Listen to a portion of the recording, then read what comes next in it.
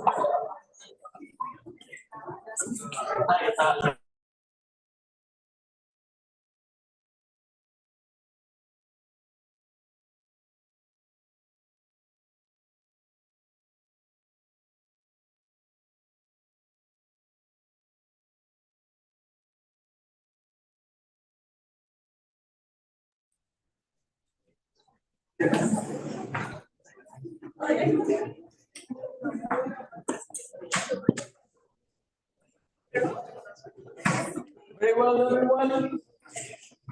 So now we'll get started with the first talk of the day.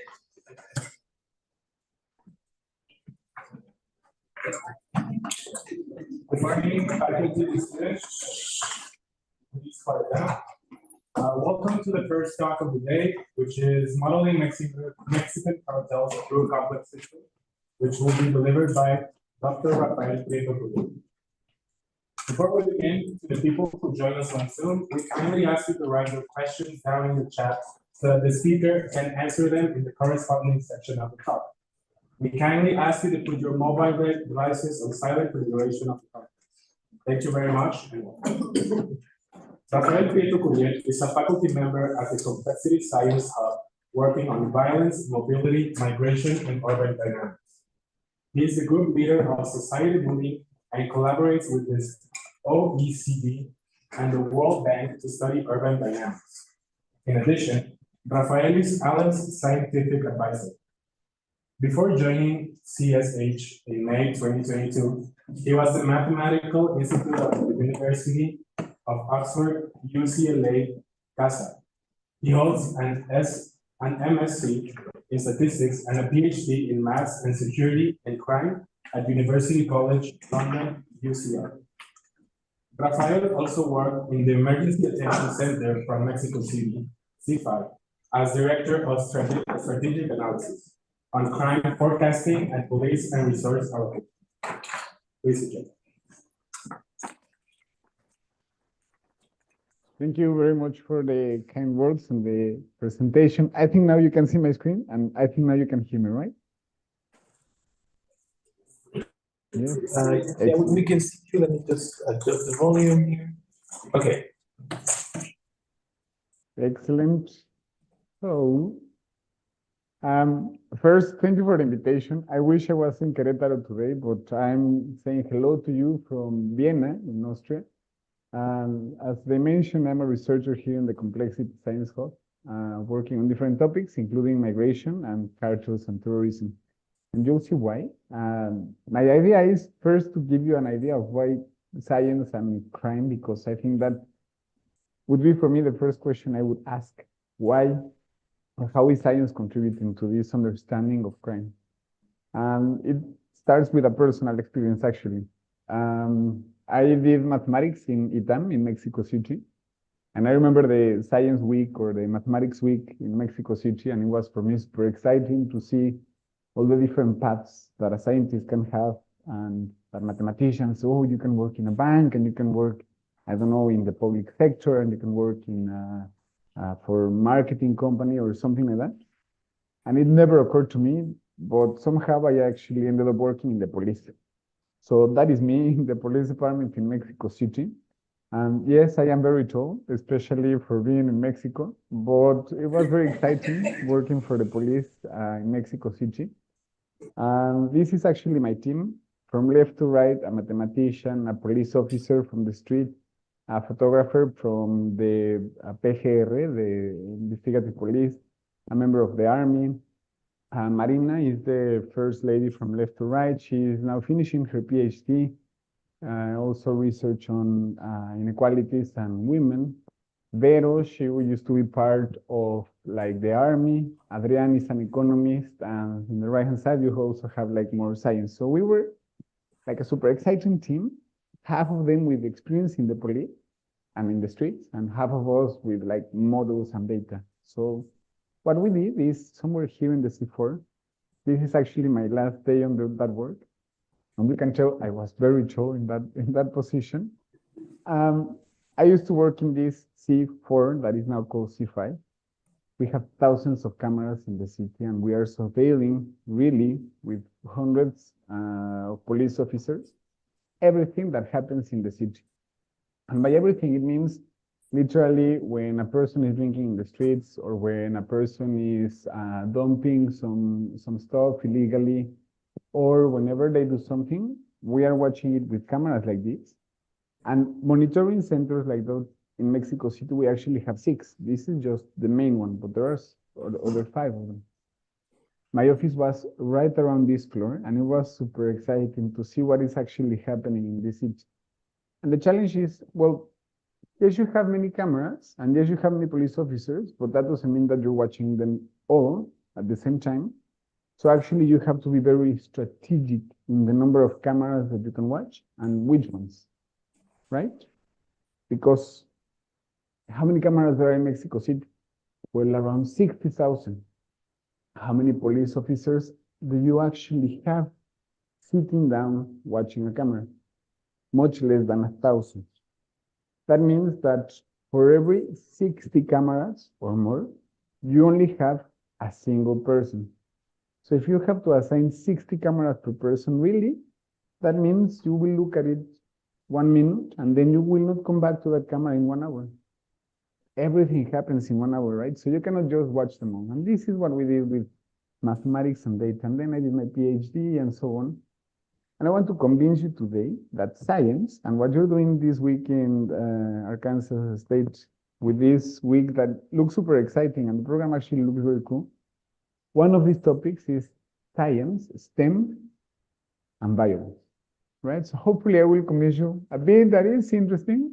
I mean, you don't have to do this research. It's just, that's what I do for a life. First, how does research work in terms of place? Let me give you an idea. Place, right? We say something really relevant is that a crime happens when there are 3 things. First, something to steal or a potential victim. It can be a brand new car, the house, the person, the new iPhone, my wallet, something to steal or some property or somebody to suffer the crime if it's just violent. Somebody to perpetrate that crime, that means a motivated person that thinks, if I see a car, I want to steal it, and if you see a house, I want to steal it. And those 2 combined, that's not enough.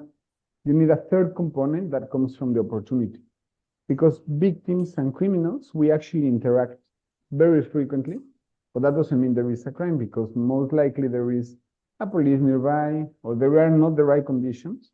So then when those interactions happen, but there's a police, or it's not a lonely criminal, then the crime doesn't happen. But it's just when the opportunities are there, and by opportunities, you can think of anything. I will give you a few examples in a second. Then you actually have a crime, right? This is the typical triangle of when does a crime happen. And of course, you can remove the criminals. That seems impossible. How do you remove thousands of people in the streets? You can remove the victims, but that's stupid because then it means please don't walk through this street and I have to walk because I live there. So what we try to do is usually to remove the opportunity. What do I mean by opportunities? Imagine a big parking lot, the metro station, an underbridge, El Metro Pino Suarez from Mexico City at 2 p.m. That is the most congested area ever. So either because there's too much people, or too few people, or it's too far away, or it's too central, or it's too whatever reason you can think, those are the opportunities that create a crime. And the most important part, if they are there, they will be there tomorrow, right? And this is the critical thinking from the scientific point of view in this area of crime. That means if today there was a crime, there is a likelihood that tomorrow there will be another crime, because today it was like, for instance, this alley that I put here, because it's dark and it's dodgy, there was a crime.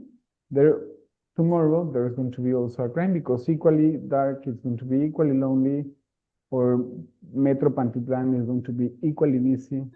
So conditions, they repeat almost exactly the same conditions, unless there's a football match, that those are not every single day, or a big event, a concert, because Taylor Swift or Bad Bunny were in Mexico City. Those are special, but the rest, how the city looks like one day is pretty much the same on a Tuesday than on a Wednesday, right? So they will repeat.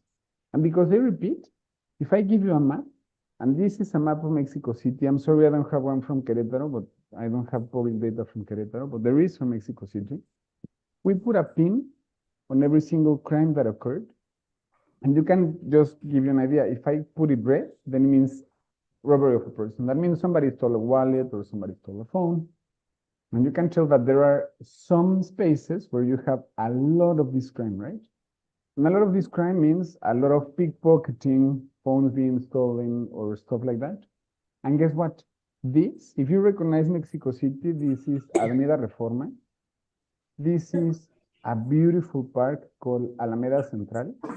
Here is Bellas Artes, and here is Eje Central. Well, that corner of Metro Hidalgo in Bellas Artes, well, in Alameda, is super red. Super red because there's a lot of crimes, but also there's a lot of people, eh?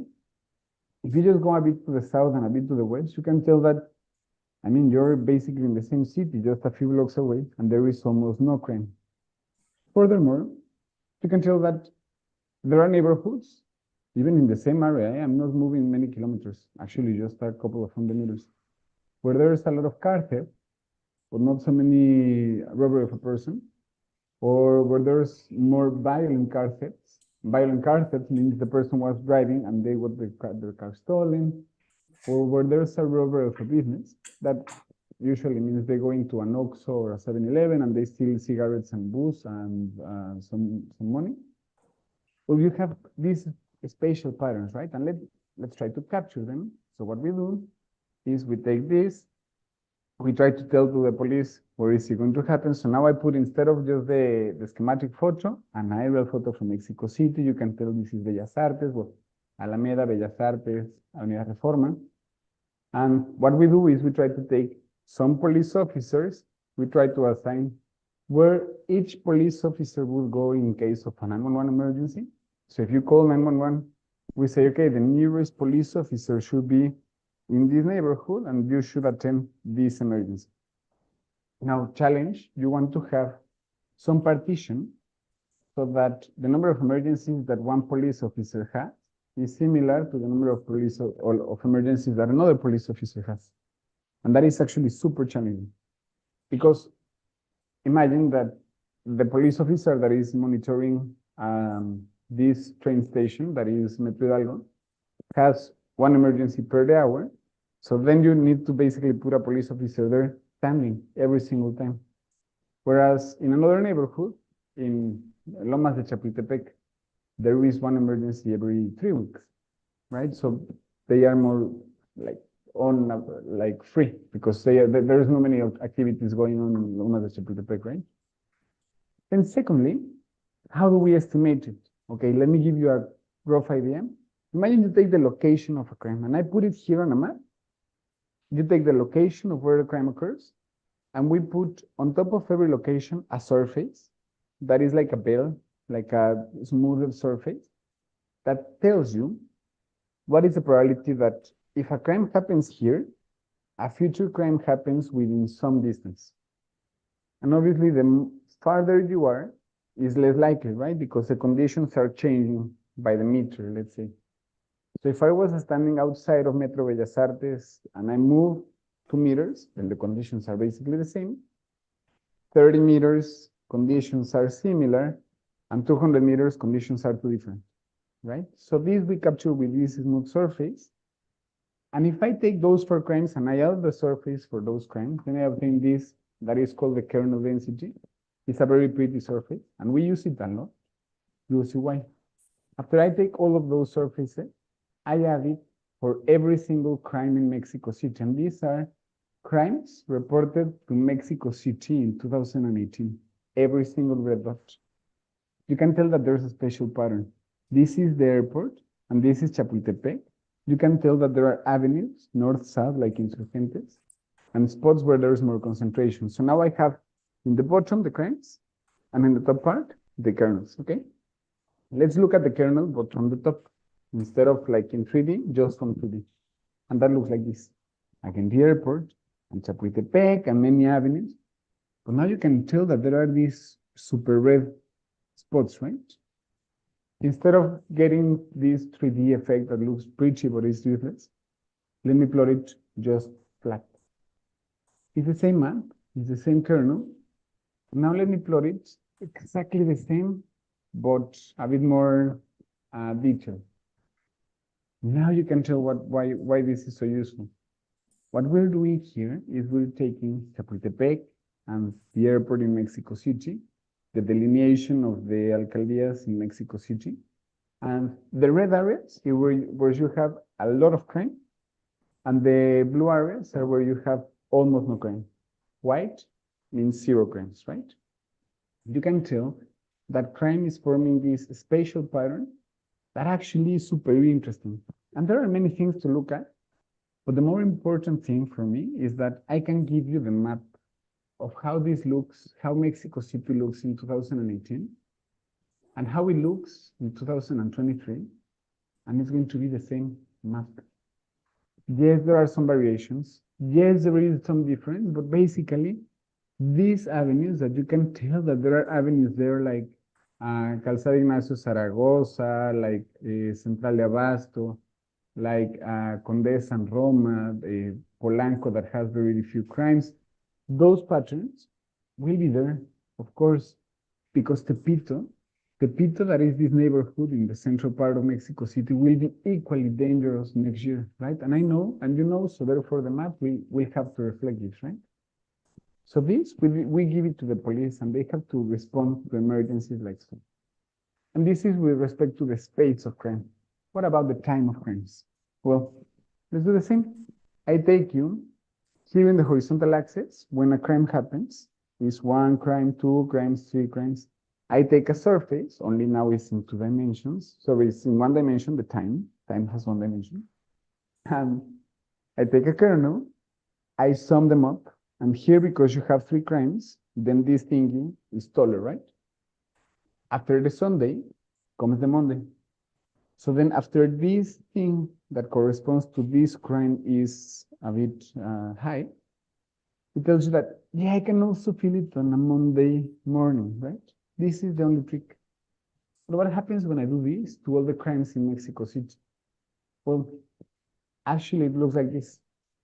This is the temporal projection of 200,000 crimes in Mexico City, where you can tell that there's clearly a temporal pattern, right? And we call it the heartbeat because it almost looks like one of those for your heartbeat, like doop, doop, doop, exactly like that, only for crimes in the city, in the week. That it tells you here is Monday, the 24 hours. Each super thinner line here is 1 extra hour. And it tells you a high crime, low amount of crime, pretty much like in the map.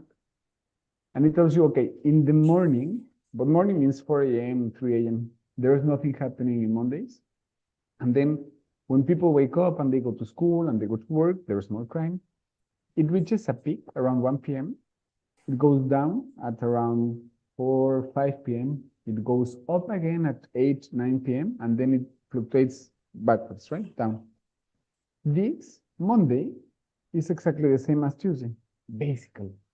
and very similar to Wednesday and very similar to Thursday, right? So I was saying Tuesdays are equal to a Wednesday. Not so much the Friday, by the way. On a Friday, you can tell that here, the roof of the Friday doesn't actually go down as in the other on the other day. Further, the peak is much higher on a Friday than on the rest of the days of the week. And not only that, it goes down, but it doesn't go down as much as in the other days of the week, right? And why is that? Well, you know, you are out there partying, right? And because of that, the social activity, it means that on a Friday evening, when it comes to Saturday, the city is not exactly like on a Thursday evening. Saturday is very different. Saturday, you have a single peak, not as high as on the rest of the day. But then the evening from Saturday to Sunday is actually busier than the rest of the nights of the week. And then you have Sunday with super different pattern, right? So of course it tells you criminals also take the weekend off, right? Of course. They have to rest, right? Now what is interesting is that let's take this pattern and now I plot it in a clock. This clock is instead of like if you watch your clock, the one that some people have in their hands, is 12 hours. And then 12 hours. So it goes around the clock twice, which I think is very stupid, really, because a day has 24 hours. So I designed this new clock that has 24 hours. So it's 4, 8, at midday, you're here in the bottom. Then this is 4 p.m., 8 p.m. And then you go around the clock only once per day. I think it makes more sense than the stupid going around the clock twice per day. And the idea here is the farther you are from the center, there's more crime.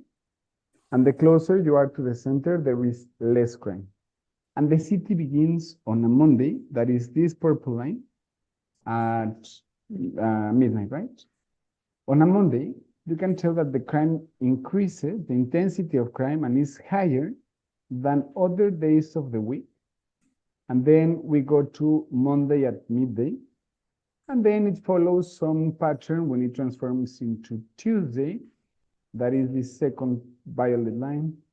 And then it becomes Wednesday. And you see that Tuesday, Wednesday, and Thursday, they actually look pretty much the same. When you're turning into Friday, this is the orange. Actually, the Friday already has more intensity than the rest of the days, much more. At 4 p.m. on a Friday, there's more crime than in the other days of the week, right? And that's why we are here. Similar for Friday at 8 p.m. And the Friday in the night is super busy. Actually, I used to experience this. And Friday at 8, 9 p.m., you feel that the city is boiling. Then it's Saturday, different pattern, and then a Sunday, and the week starts. Now something super interesting, and you were laughing, but it's true. Criminals take the weekend off, pretty much like anyone else, but also they wake up and they are more productive on a Monday morning. Because you can tell that on a Monday morning, like maybe when you are a student and you feel like, oh, I didn't do my homework throughout the week and I need to now work. It's pretty much like what the criminal is doing here, because a criminal at 8 a.m. on a Monday feels like they have to be more productive than the rest of the days of the week, right? So the intensity of crime on a Monday morning, 8 a.m., is nearly 20 points higher than the intensity on a Tuesday, Wednesday, Thursday, or Friday morning. So this is super interesting, right? Especially because the pattern of society. It tells you how the week is functioning in society. Now, this, if we put it on a map in Mexico City, and I try to observe the different neighborhoods in Mexico City, the patterns are not universal. That means you have one neighborhood with one temporal pattern and another neighborhood with a different pattern. So here I have the pattern of 200 neighborhoods in Mexico City, and in the horizontal axis, the intensity that they have. So you can tell here that there is one that is a peak on a Saturday, that is similar maybe to this other peak on a Saturday, but it's very different to these neighborhoods that have a peak, but on a Friday to Saturday, right? So it's not exactly the same, and I can actually tell you where they are. Why? Because I take a map of Mexico City and I measure if they have a lot of health stations, if there's a university, for instance, here in the south, ICU or Politécnico here in the north, if there's a lot of bars like in Polanco or in Condesa, if there's a lot of godines like in Insurgentes, if there's a lot of shops, like I can see the neighborhoods, right? And based on that, I can tell you the bit, for instance, in Condesa, the bit that is the blue one, tells you on a Friday evening, Condesa is boiling, right? Velódromo, not so much. On a Saturday evening, Velódromo is boiling and Condesa is not. And maybe it rings a bell. In Condesa, we have a lot of bars and restaurants, so that's why Friday to Saturday is very busy. And in Velódromo, there is Foro Sol and Palacio de los Deportes. So here you have concerts.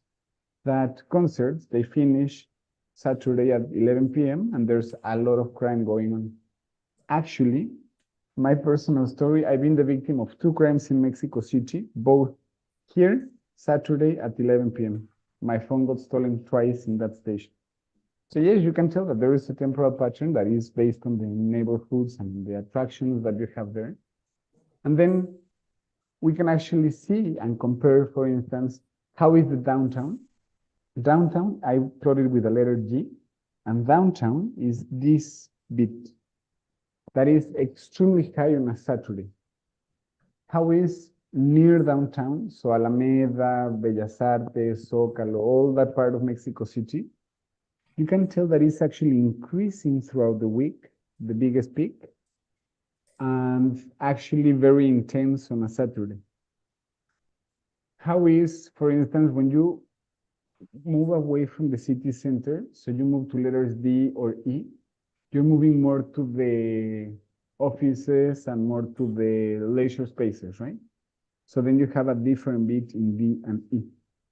Now, let me show you something that I found fascinating. In the center, remember that this is, for instance, Thursday, and when the line crosses and it goes under its own horizontal line, it means that that neighborhood is becoming cold, right? It's less intense than the rest of the week. And you see that in downtown in Mexico City, already the neighborhoods are cold at like 7 p.m. Not in downtown, but close to downtown, the neighborhood is cold here in the letter F, not at 7, but like at 9. In the neighborhood E, the neighborhood is cold only at 11 p.m. Whereas in the residential C, the neighborhood is cold at midnight. So you can tell that actually crime fluctuates from downtown outwards because Zócalo gets cold at 7 p.m., a bit outside gets cold at 9 p.m., and the farther you are from the downtown, where Zócalo is already super cold, and you can see here that when Zócalo and the city center is super cold, the residential areas, B and C, are only starting to get cold, right? So it's very interesting, the different geography of crime and the temporal analysis that you can do with this data.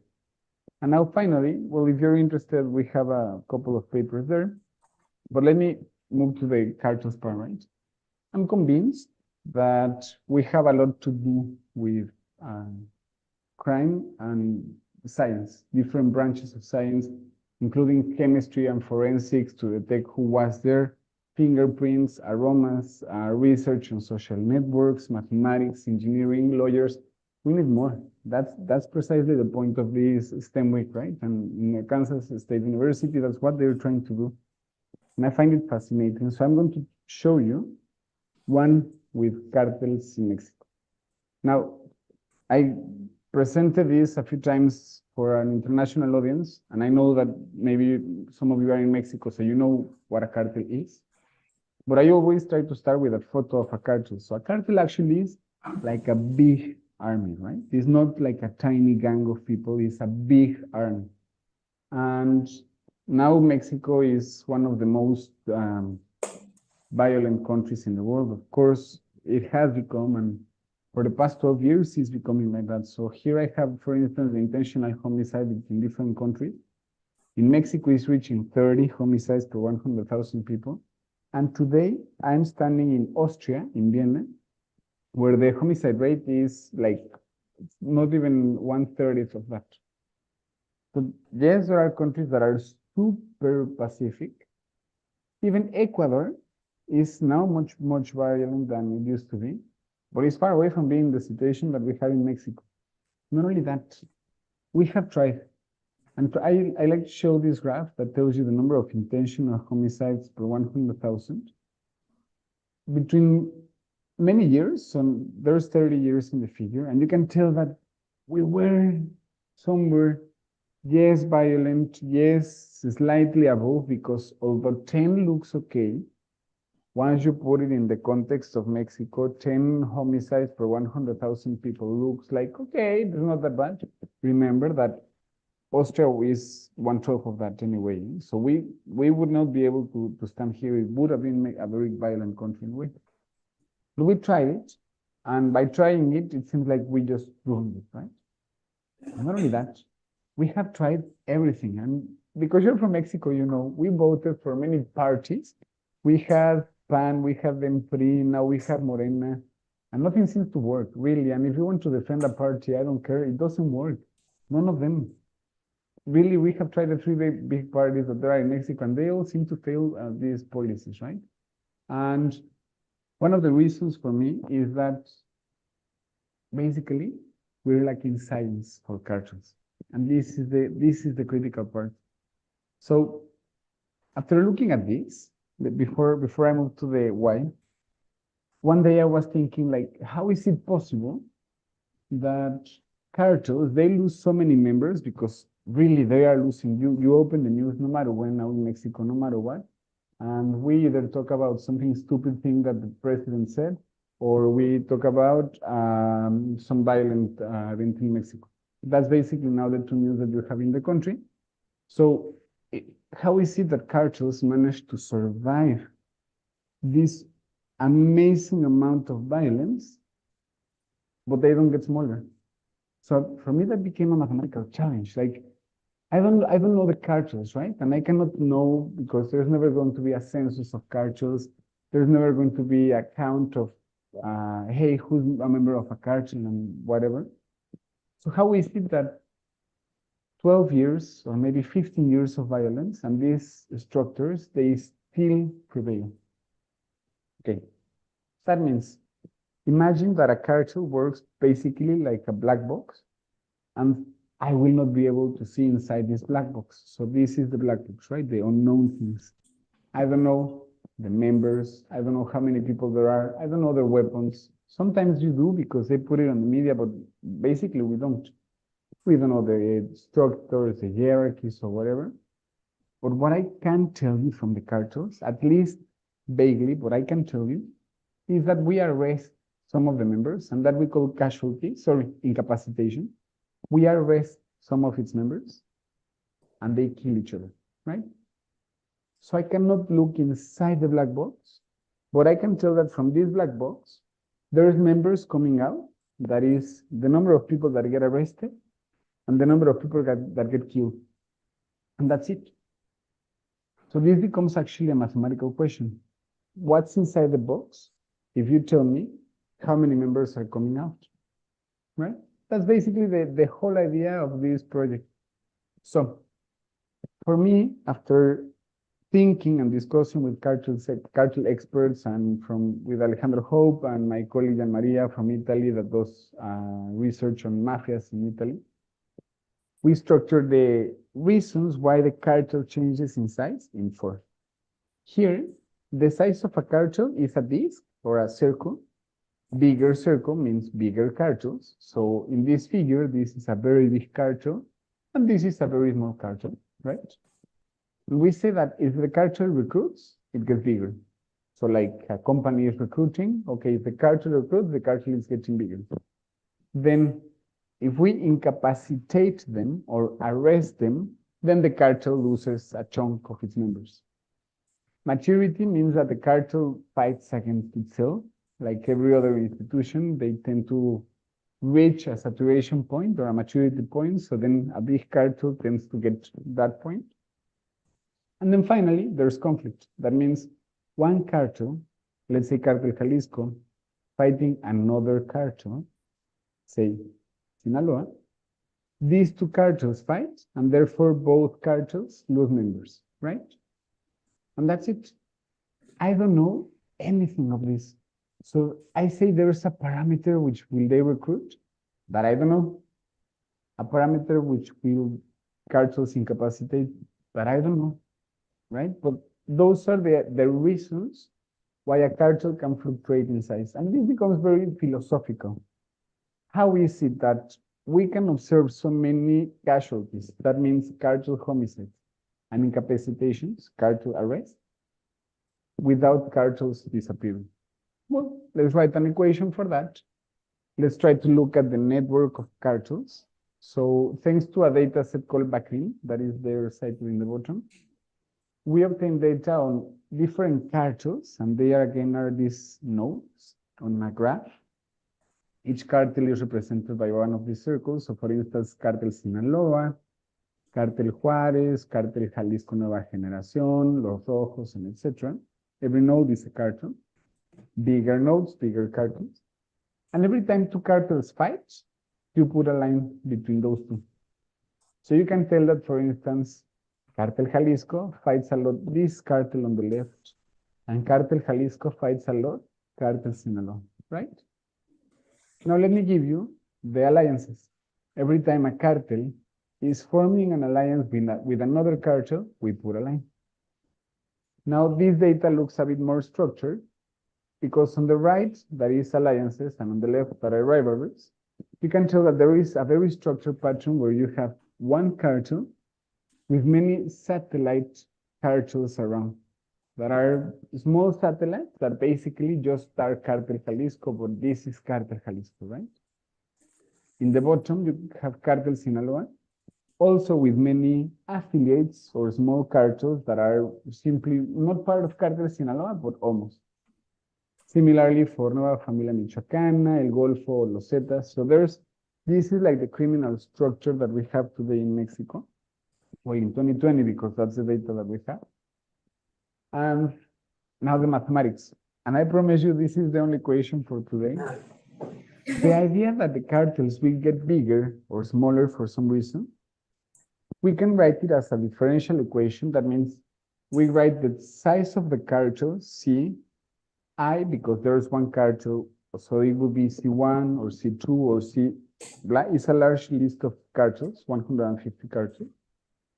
And we put a dot because it means that we're looking at the changes in size, not the size, but the reasons why they change, right?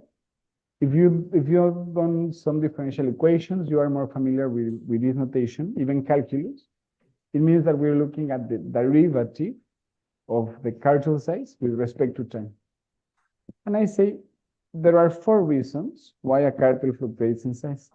Either they recruit, or they get arrested, or they fight other cartels, or they have maturity, right? Worry not about the equation, it's not the very important part.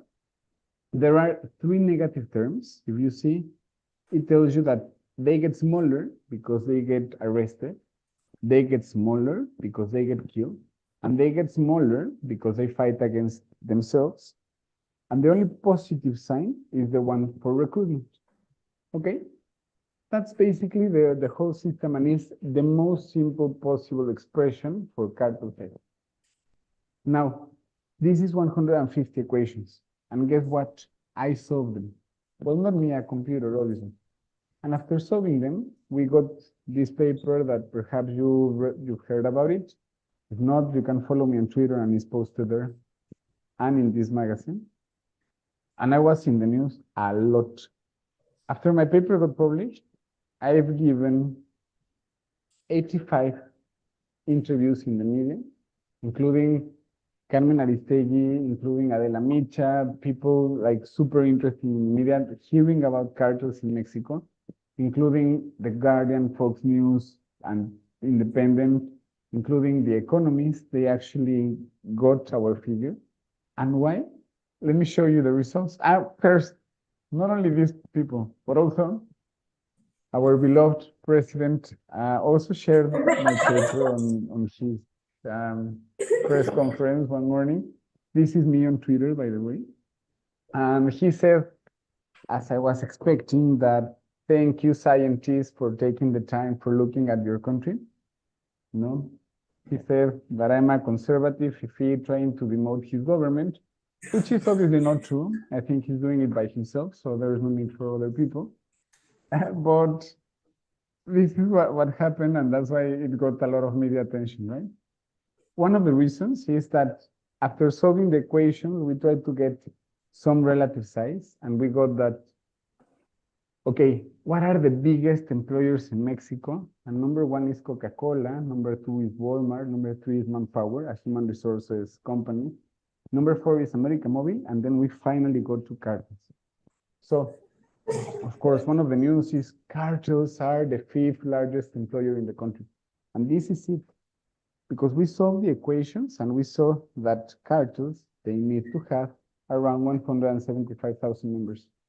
It's very impossible that they have much less or much more than that, basically. Because otherwise they would have either disappeared or we would have arrested them more. But this is one of the results that the media got. This you can see on almost every newspaper that talk about this. But let me show you other results, right? More interesting, especially for STEM week. Imagine this is a differential equation, so it tells you a bit the future. And I'm going to very quickly just give you the idea of one cartel versus the police. This, imagine in the horizontal axis, I have a big cartel, if I'm here on the right-hand side, a medium cartel, or a small cartel. And the arrows, the blue arrows, is telling you where the system will evolve. So if I'm here, the left arrow tells me, go to the left, go to the left, keep going to the left, and then you will finish in the yellow dot. With a small recruitment, this is how the system looks like. The police always is capable of destroying any cartel. With medium recruitment, there's a new dot that appears here that is very funny. Mathematically speaking, it means yes, go to the left, yes, go to the left until here. And here is like balancing on a string, like a very critical point where if you just go slightly to the left, you keep going left. But there, you're sitting like in the top of a volcano in a very disturbing equilibrium because any perturbation will take you out, but there is an equilibrium, right? But then finally, when cartels have enough recruitment power, if you see now there's arrows pointing to the right. That means if we are here, yes, the cartels go left, but once we are in the red area, whatever the police is trying is not enough. And then cartels grow. If we are to the right-hand side, also cartels gets smaller, right? But the important part about this is that it's telling you, once the cartels are capable of recruiting sufficient members, the system is no longer always bringing you back to peace, as in the other two examples, but actually the opposite. If we are here, cartels are getting bigger because the police is arresting them 10 members, but they are recruiting 12 members. So 12 members and 10 that get arrested, they grew in 2, right? And this is the most simple case for one cartel versus the police. If you have 2 cartels, something similar now, the size of cartel, and put names, Cartel Jalisco in the horizontal axis, and Cartel Sinaloa in the vertical axis, and let's suppose you are here. If the cartels cannot recruit much, then the arrows are pointing you in where the system is taking you, and that means here, the police wins. We finish in a peace state. We finish without cartels in the country. It doesn't matter where you start, actually. With a small recruitment, you always finish in the peace state. However, if the cartels manage to recruit just a bit more, then the arrows, you see the blue arrow, eventually the arrows pointing to this yellow dot on the blue arrow. Whereas if you're in the red, the arrows are eventually pointing to this other node. Now, with medium recruitment, it's not true that you always finish in the piece. Actually, more frequently you finish with one cartel dominating the system. With more recruitment, actually the peaks area, the region of the system that brings you back to normal or to zero cartels, it becomes super small. Actually, barely stop existing, right? Because the police here becomes irrelevant. A lot of people ask me, why do you think there are cartels in Mexico and not cartels in Austria? Well, basically, this is one. In Austria, the small recruitment rate brings every single organization into the non-existent.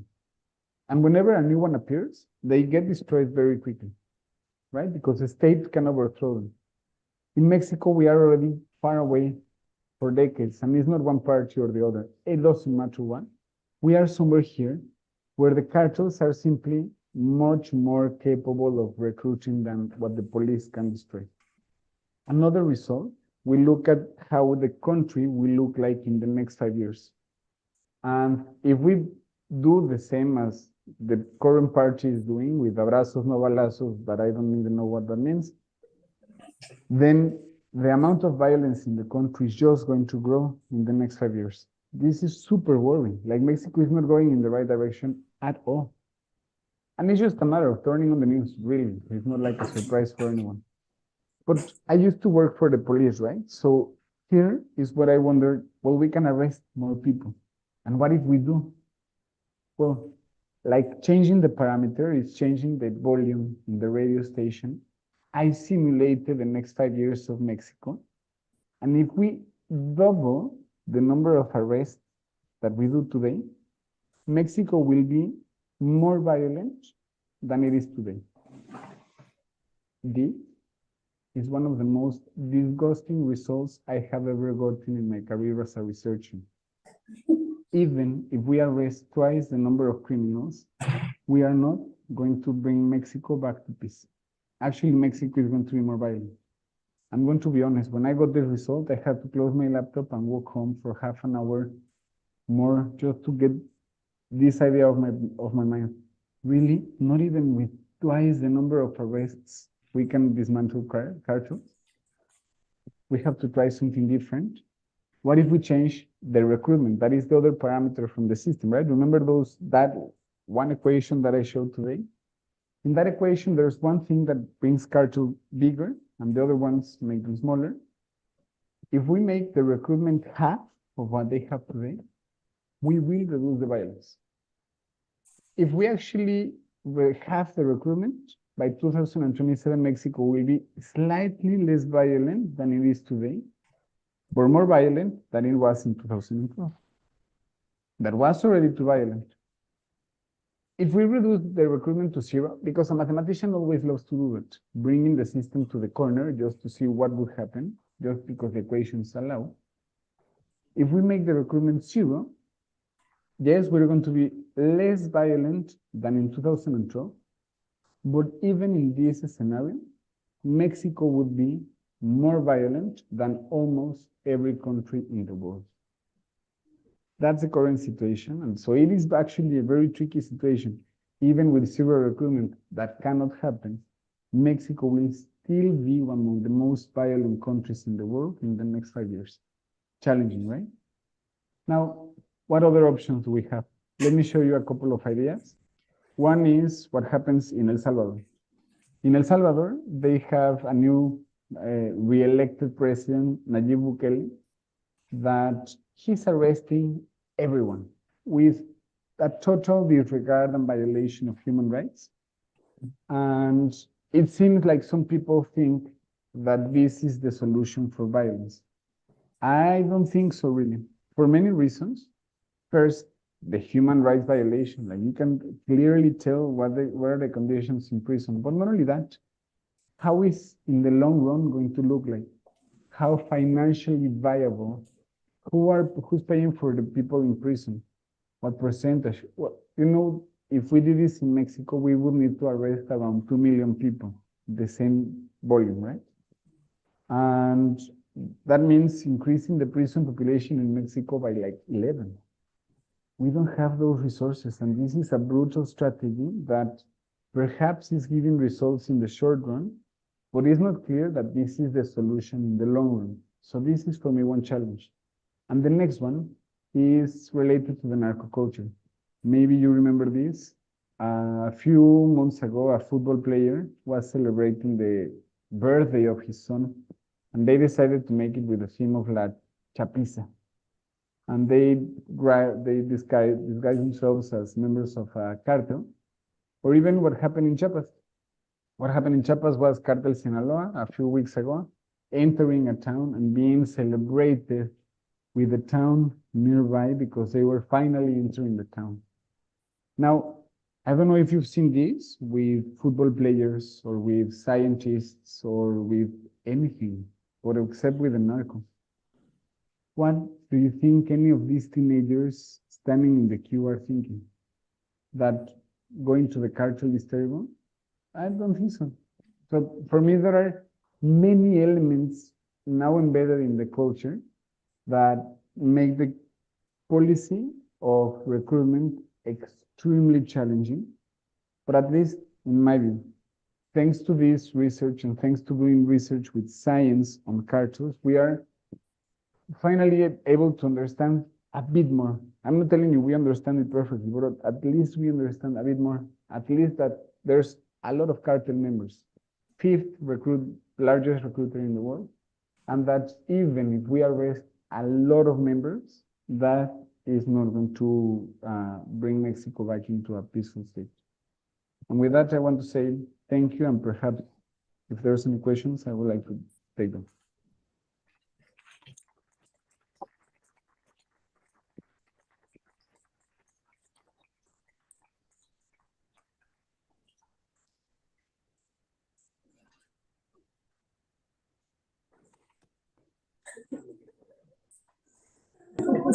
Questions? Would anybody like to ask any questions? Hi, I'm Hello, Mr. Aguino. Should he approach? Or can you hear me? Can you hear me properly?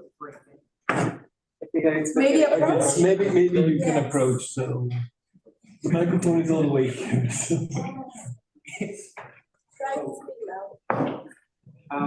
I was wondering what happens in the section of the crime map. What happens with the unreported crimes? They play a part of the prediction or not?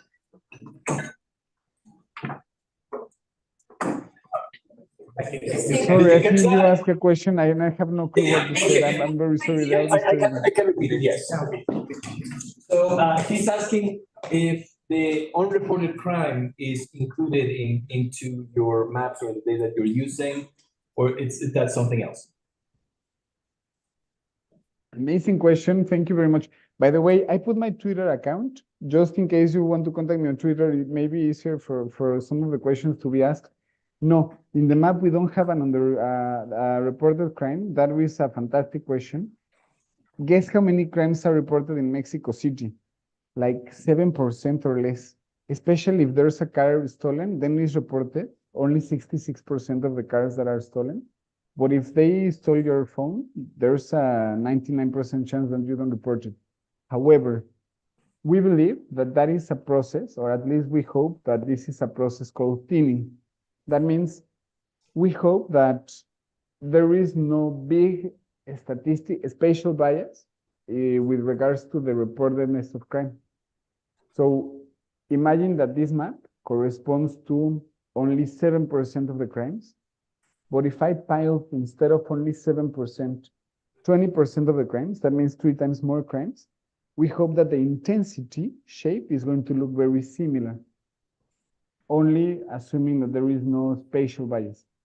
Spatial bias would be if people from one neighborhood are more likely to report their crimes and people who are from another neighborhood are less likely to report their crimes. It could happen actually. If people from a neighborhood, let's say, is more insecure, they are less likely to report, then we will have this bias. Tricky and not an easy way to solve it. There is a survey from INEGI that helps standardizing the unreported crimes. Thank you for your question.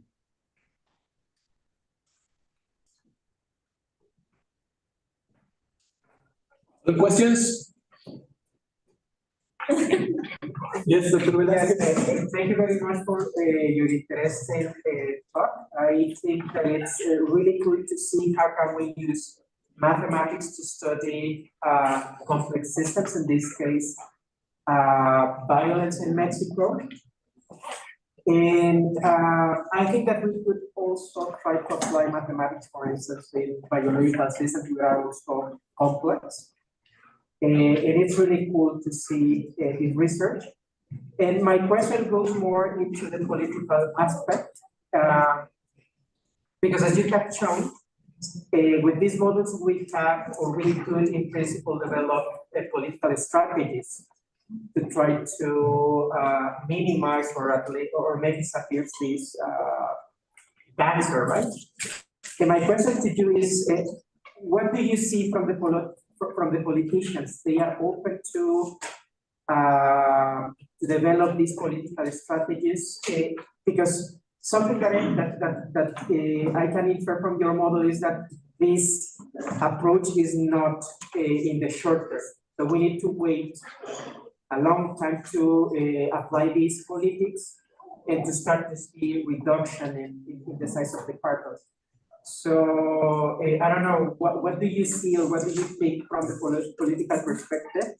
Are politicians open to develop these strategies and to wait the needed time to reduce the activity of cartels?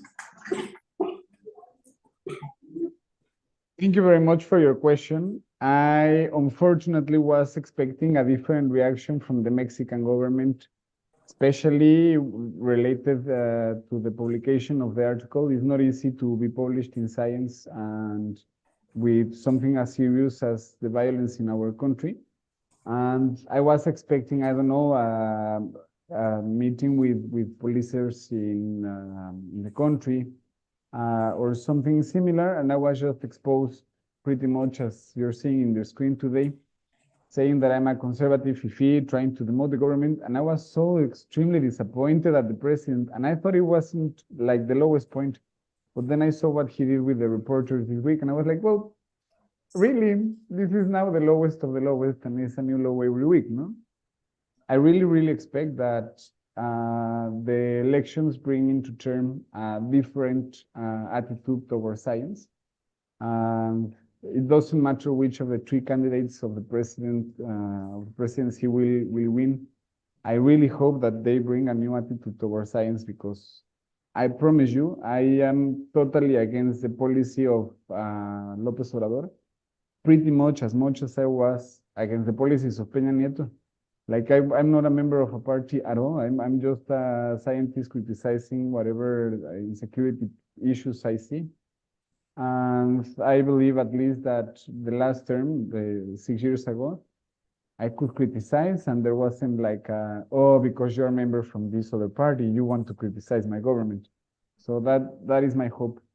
Not only that, in 2024, 9 states will have the elections for the state governors. So I know that the presidential elections gain a lot of traction, but also we should be thinking about the 9 governors that will go. State senators are being elected as well, and they have a huge power into what Mexico is doing. So I hope that first, the ending of the presidentialist era that we went through the past 5 years, it helps us get into a better system. And second, that we have a better attitude towards science. You that are in the STEM week, you know it. This is how we try to solve the biggest issues of the world. And today is violence, but it could be climate change, aging, obesity. You will hear this week some fantastic talks about people trying to solve these issues. And imagine that a first president says like, yeah, because you're conservative. You're doomed once you do that to your scientists, no? But it's only 5 months to go, and then we have a new one. Thank you. Well, thank you very much, Rafael. That was a fantastic inaugural talk. We do need to move on because we are ready right on time for the next one. So we thank you for your participation. And again, can we hear a final round of applause?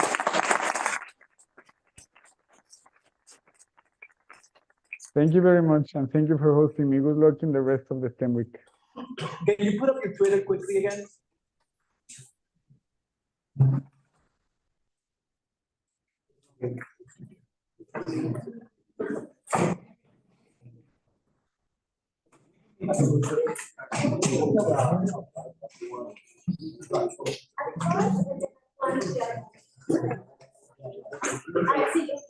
Yeah.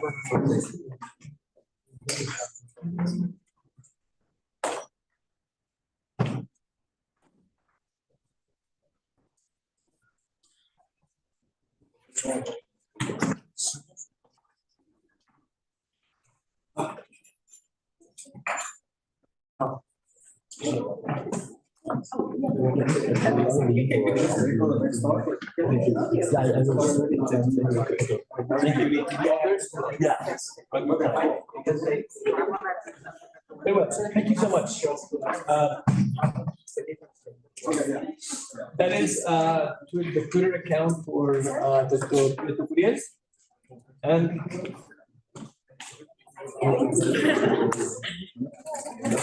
anyways, Dr. Leon, can you hear us now? Yeah, I can hear. There's a lot of background noise. I'm sharing the screen already because I made you go. Do we have a lab tomorrow? No. Okay, so one more, and then all the others are.